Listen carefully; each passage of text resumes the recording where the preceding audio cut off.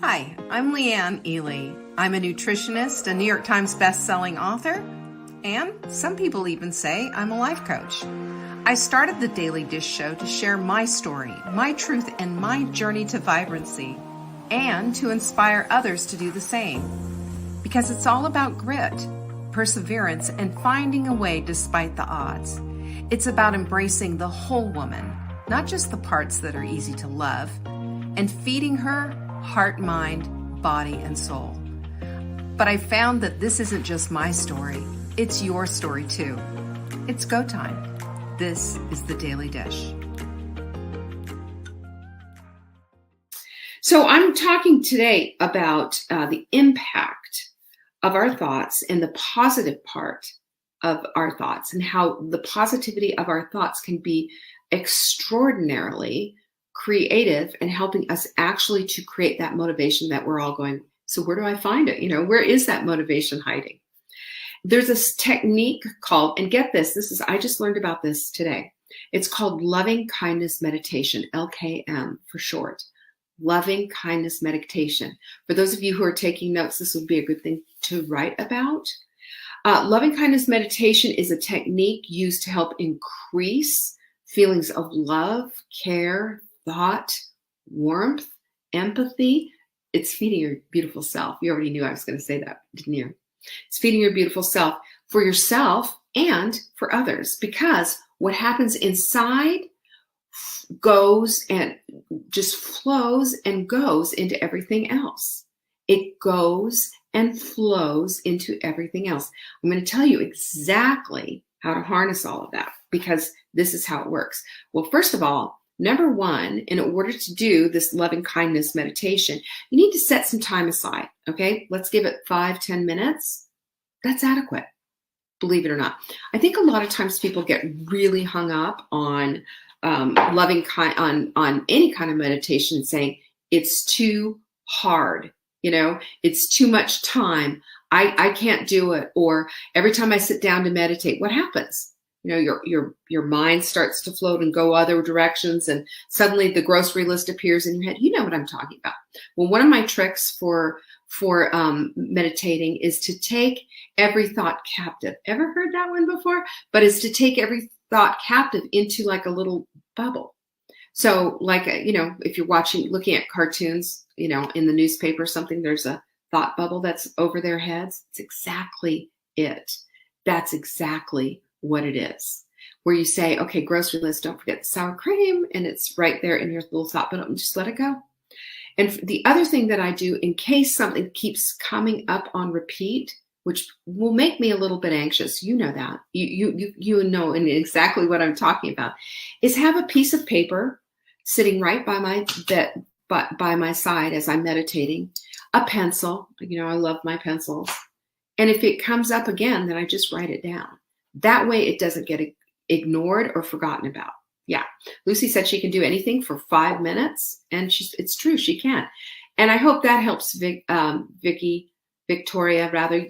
Just go back and look at the links. I do talk fast because I don't want to be taking up all of our time with talking about, buy this, buy that. I'm not doing that. I'm trying to tell you about the tools that we have. And they're all available right there at savingdinner.com/anything that I'm talking about.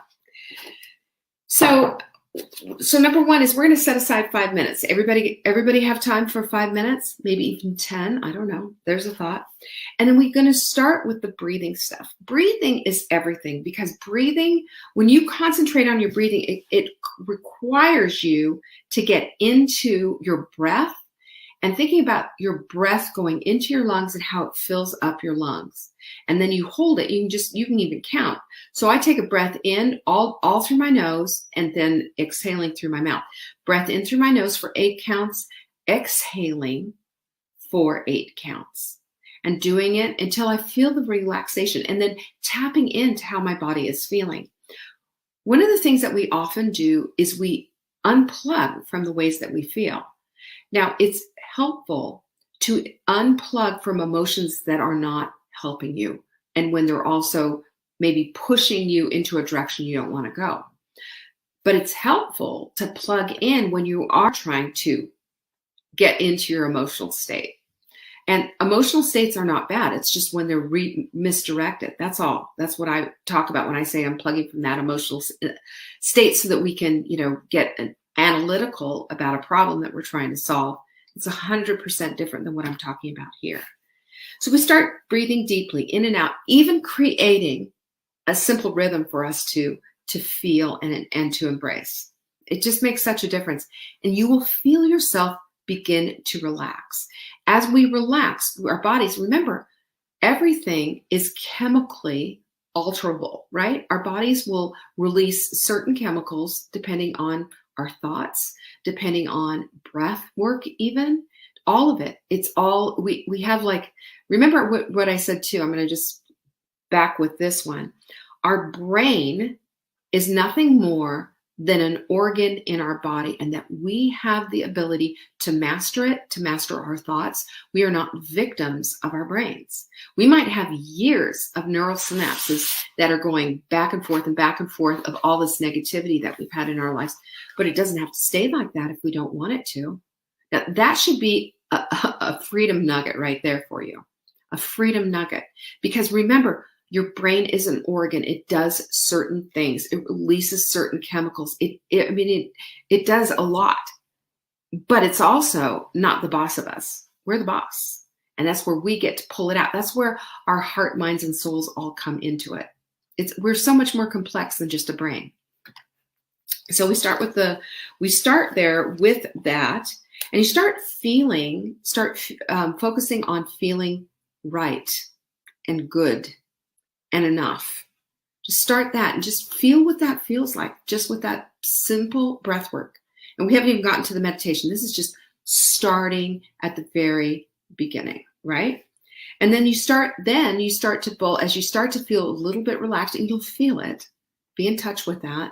Then you can start in with some I am statements that are underscoring and underpinning the vibrancy that you want in your life. I am enough. I am good.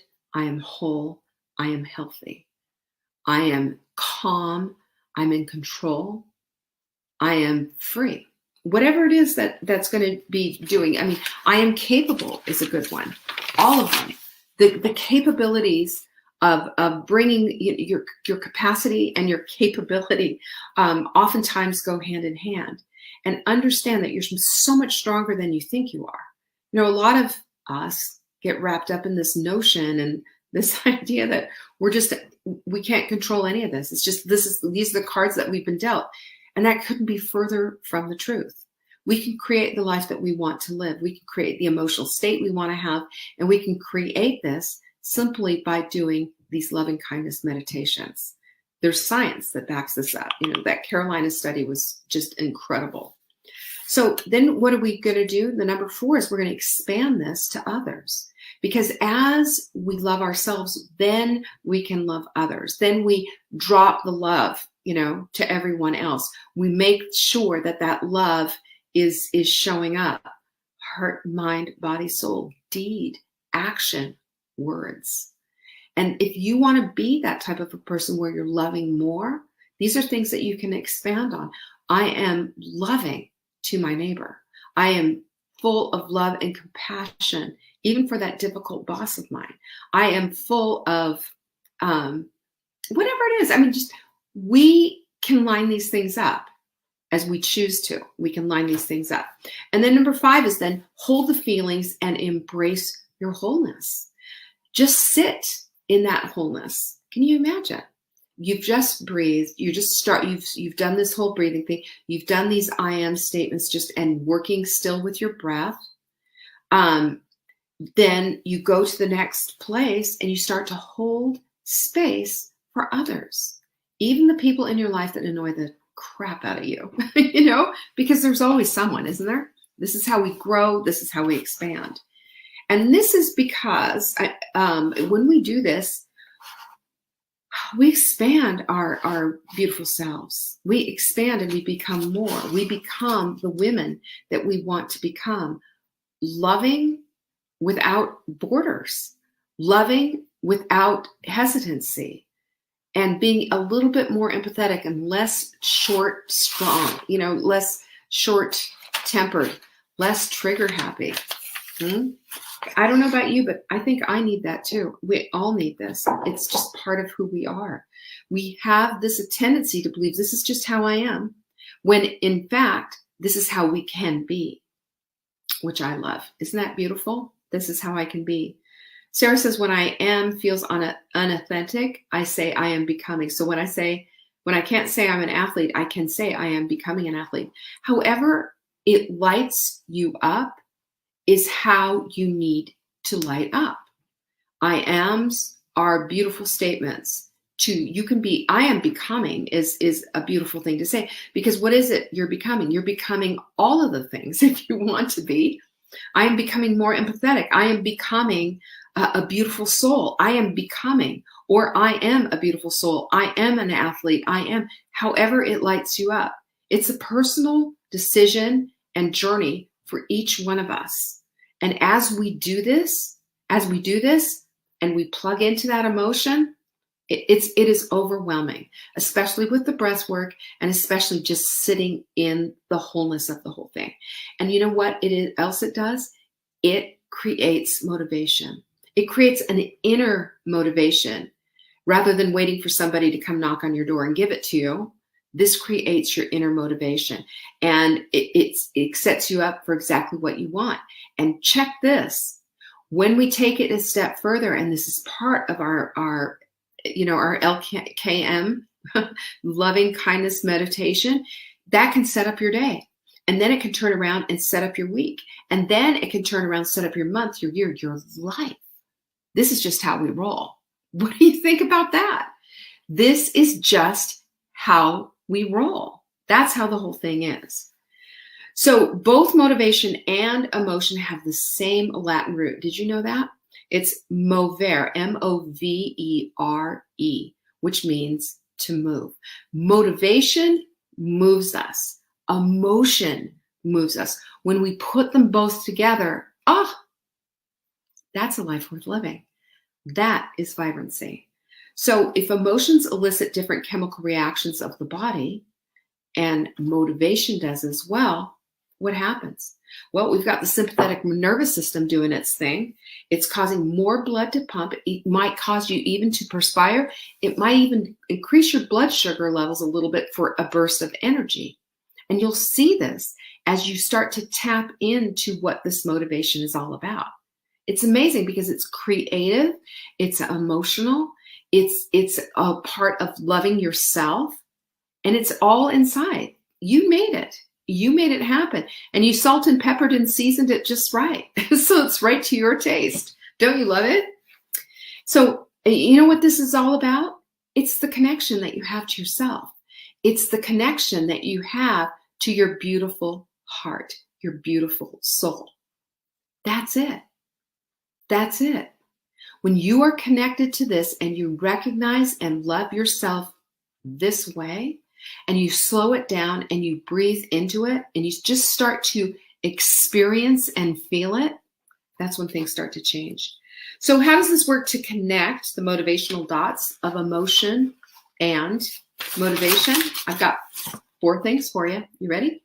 Let's write them down. Do this loving kindness motivation as often as necessary. If you have the capacity and the ability to do it several times a day, do it. It's not a hard thing to do. It's a calming thing to do. You know, you might need to write a reminder or something to do this, but who cares? That's not very difficult. And as a matter of fact, when you start to do this, it's going to take you to number 2, which is feeling the feels. You know, when we feel the feels, that's when things start to become more vibrant, more visual, and more vivid. Have you noticed that? It's the story of the pianist from last week. It's in your mind, whether you're experiencing it physically or not. It is in your mind, and your body is going to secrete those chemicals regardless. That's why I'm saying we are the boss of our brains. Their brains don't boss us around. Number 3 is connect your emotion with your desire to create the emotion, right? The motivation, rather. We oftentimes, and I've had emails asking me, where do I get motivation? How, you can't go to the store and buy it, can't get it off Amazon. There's a lot of different things that you can't do, but you know what you can do? You can connect to it simply because it's there. It's there to connect to. Here's your emotion. Your emotion connects to your desire, and emotion plus desire will give you absolutely endless motivation when you keep going into it, when you allow your body chemicals to do their thing. And the fourth thing, we have to remember this: motivation, just like emotions, are temporary. They're temporary, but together they're stronger, and they helped to create exactly what it is that we want.